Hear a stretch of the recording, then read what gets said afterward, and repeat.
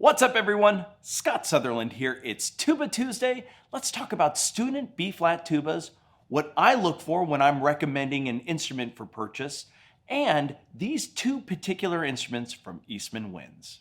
Now I want to start off by saying I am an Eastman artist. Eastman provided both of these instruments for me to review, and I thought this would be a great opportunity to just talk about what I look for in a B-flat tuba.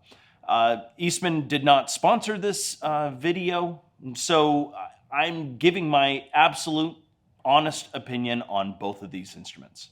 So the two instruments I have for you today are the EBB 234 from Eastman Winds. This is a 3-valve student B-flat tuba, front action valves with a 14 3/8 inch bell.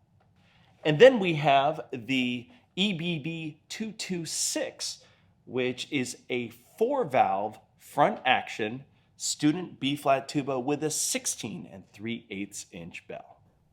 So the first thing that I look for in a student B-flat tuba is the construction. Is the metal soft, or is it sturdy and thick? You want something that is not overly heavy, but at the same time, you need it to be kind of a bit of a tank when it comes to being handled by middle school students who are inevitably gonna be awkward when holding a tuba for the first time. These instruments often get dropped, and so you don't want an instrument that is going to easily damage. Both of these instruments are wonderful in that regard, in that they are sturdy, they are well constructed, the solder joints are solid, the bracing is good.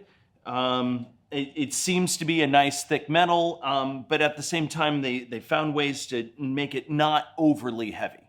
So in that way, A+ in terms of construction. That being said, when it comes to middle school students and middle school tubas, front action valves are not the ones that I typically recommend.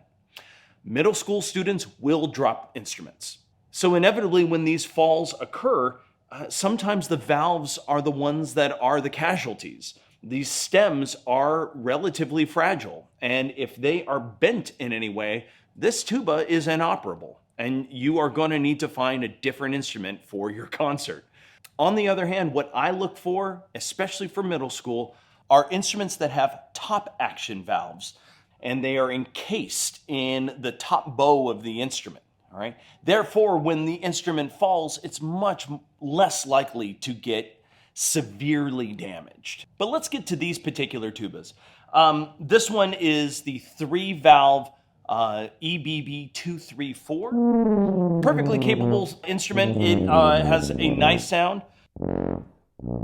This only has 3 valves. It's going to be a slightly lighter weight. This is a 14 3/8 inch bell, so it's a little smaller bell than the 16 3/8 inch bell that is on the 226. Because you have only 3 valves versus 4 valves, it's going to be a little lighter in weight, smaller bell.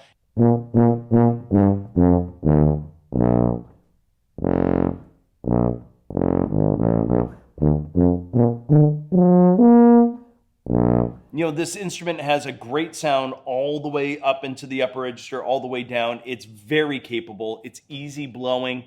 It would be very easy for a beginning student to make a great sound right away. So in that regard, this is a fantastic choice. Now, this is the EBB 226.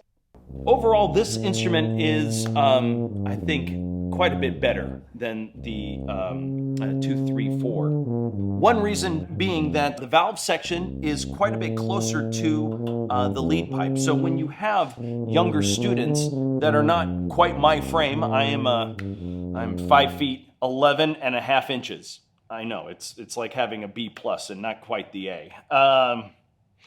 But if you're not quite 6 feet, this instrument would be actually easier, I think, to manage than this instrument, the 234, because the 234 has a larger distance between the valves further down and the lead pipe, which is going to be perhaps a little harder to reach. This is, I think, probably more appropriate for younger students. Ironically so, even though it has the larger bell, it has a slightly larger bore. 4 piston valves.